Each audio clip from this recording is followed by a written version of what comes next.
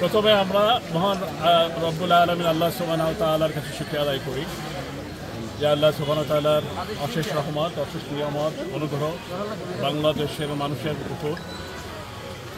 আল্লাহ সুবহানাহু ওয়া তাআলা কোরআনুল কারিমে যে কথাটি বললেন যে আল্লাহুম্মা মালিকাল মুলক তুতিল মুলকা মান তাশাউ ওয়া তানজিউল মুলকা মিম্মান তাশাউ ওয়া তুইজ্জু মান তাশাউ ওয়া তুযিল্লু মান তাশাউ বিয়াদিকাল খায়রু আলা কুল্লি শাইইন কাদির। এটার জ্বলন্ত প্রমাণ হলো 5ই আগস্টের।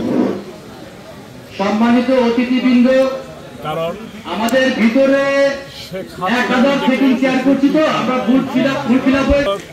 স্বৈরাচারিণী শেখ হাসিনা যে রাজত্ব কায়েম করেছিলেন, রাষ্ট্রীয় সমস্ত প্রতিষ্ঠানকে নিজের ব্যক্তিগত প্রতিষ্ঠানে রূপান্তরিত করেছিলেন।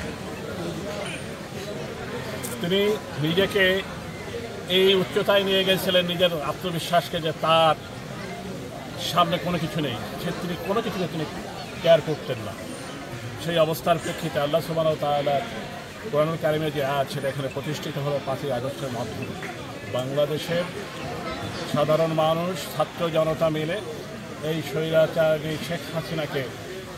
শেখ হাসিনার পতন নিশ্চিত করে এবং তিনি এখান থেকে পালিয়ে যেতে বাধ্য হন। এক সময় যেখানে বাংলাদেশের মানুষের বাক স্বাধীনতা ছিল না, আইনের শাসন ছিল না, মানবাধিকার ছিল না, রাষ্ট্রের প্রতিটি প্রতিষ্ঠানকে ধ্বংস করা হয়েছিল এবং প্রতিটি প্রতিষ্ঠানকে তার ব্যক্তিগত ইচ্ছা অনিচ্ছার উপরে নির্ভর করতে হয়ে এক সময় হইত। অর্থাৎ স্বেচ্ছাচারিণী বলতে যাকে বোঝায়, স্বেচ্ছাচারিতা বলতে যাকে বোঝায়, প্রত্যেকটি কাজ তিনি করেছেন। আজকে ঈদ পুনর্মিলনী উপলক্ষে শিবচরের মানুষ, শিবচরের বিএনপির সমস্ত স্তরে, সকল স্তরের বিএনপির অঙ্গ সংগঠন সহ সকল নেতাকর্মীরা আজকে প্রাণ খুলে ঈদ পুনর্মিলনীতে আজকে একত্রিত হয়েছে। আজকে আপনারা দেখতে পাচ্ছেন হাজার হাজার মানুষ আজকে এখানে একত্রিত হয়েছে তাদের প্রাণের মিলন মেলায় ঈদ পুনর্মিলনীতে।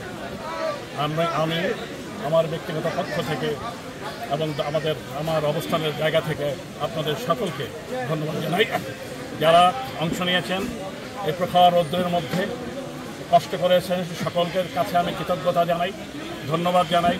বিশেষ করে আমার অত্যন্ত প্রিয়, প্রাণপ্রিয় মিডিয়া ভাই বোনেরা যারা আছেন, সকলকে আমি আপনাদের কাছে কৃতজ্ঞতা জানাই। আপনাদের মাধ্যমে শিবচরে তথা বাংলাদেশের মানুষের, বিএনপি নেতাকর্মী সহ সকল মানুষের কাছে আমি ঈদ মোবারক জানাই। বিশেষ করে শিবচরের আমার যে ভাই বোনেরা আজকে অংশ নিতে পেরেছেন তাদের কাছে কৃতজ্ঞতা, ধন্যবাদ। এবং যারা আসতে পারেন নাই তাদের কাছে আগামী দিনে এমন কোনো এক নতুন মিলন মেলায় আমরা একত্রিত হব সেই আশা ব্যক্ত রেখে সকলকে ধন্যবাদ জানিয়ে ঈদ মোবারক।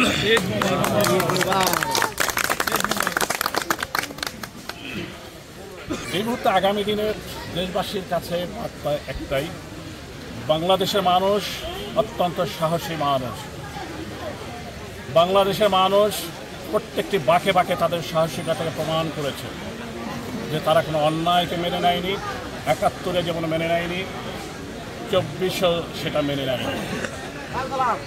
এর মাধ্যমে এটাই মেসেজ যে আগামী দিনে বাংলাদেশ একটি সঠিক ধারায় চলবে। সেই বাংলাদেশের মানুষ সেই একটা সঠিক নেতৃত্বের অপেক্ষায় আছে। আমরা এই 15 বছর যে কষ্ট করেছি, বিএনপির, বাংলাদেশ জাতীয়তাবাদী দলের প্রত্যেকটা নেতাকর্মী যে কষ্ট করেছে, যে ঘাম ঝরিয়েছে, হাজার হাজার নেতাকর্মীর জেল, জুলুম, জরিমানা, গুম হয়েছে, একটাই উদ্দেশ্য ছিল এদেশে গণতন্ত্র প্রতিষ্ঠিত হবে, একটি গণতান্ত্রিক সরকার এদেশকে পরিচালিত করবে। এই গণতন্ত্রের মাধ্যমে এদেশের প্রত্যেকটা মানুষের রাষ্ট্র পরিচালনায় অংশগ্রহণ করবে। এটাই ছিল প্রত্যেকটা মানুষের আশা আকাঙ্ক্ষা এবং সেই উপলক্ষেই 5ই আগস্ট অনুষ্ঠিত হয়। তাই আমি আশা করছি এবং আমি মনে করছি এবং বিশ্বাস করি প্রত্যেকটা মানুষ ওখানে অত্যন্ত ধৈর্যের সাথে অপেক্ষা করছে আগামী দিনে গণতন্ত্রের